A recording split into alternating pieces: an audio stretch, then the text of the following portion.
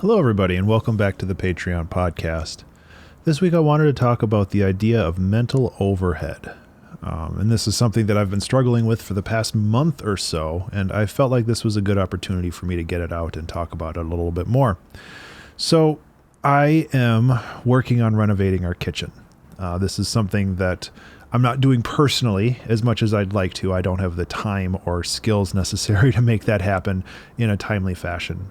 But what we are doing is we are organizing it, my wife and I, and this has taken kind of a larger toll than I expected to just make happen, because you have all of this stuff happening and all this stuff that needs to be planned, and I haven't even gotten to that part yet, and I've just kind of been sitting here worrying about it and struggling with it, and just like it's been affecting me very profoundly.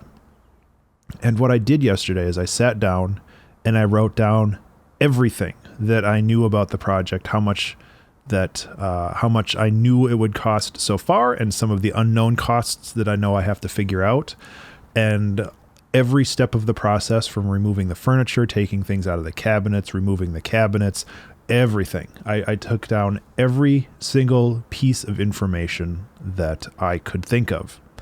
And in doing so, I feel like it helped me out quite a bit mentally, because suddenly I was able to think about other things. I wasn't focused on just trying to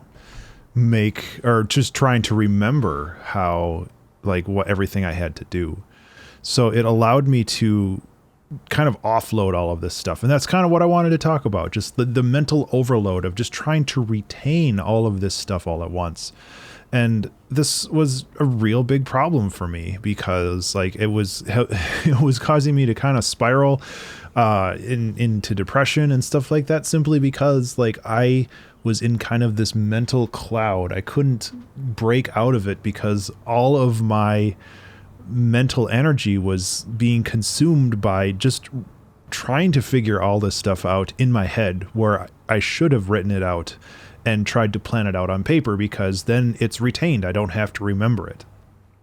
And I think that it's just really important to understand when you should offload this mental overload and just keep it somewhere. Google Docs is great for that, because then you can just access it anywhere. And if you have an idea, you can edit it. Same with Trello or any of the other cloud-based organizational services. But just being able to just use these other systems to remember instead of you remembering yourself. And I think that it's just really important and really valuable to take advantage of that stuff, because I didn't for a long time, and I definitely should have, but I was stubborn and I was like, oh, I'll just remember all this stuff, where I didn't have to. And I mean, hopefully this helps you in some way. I don't know.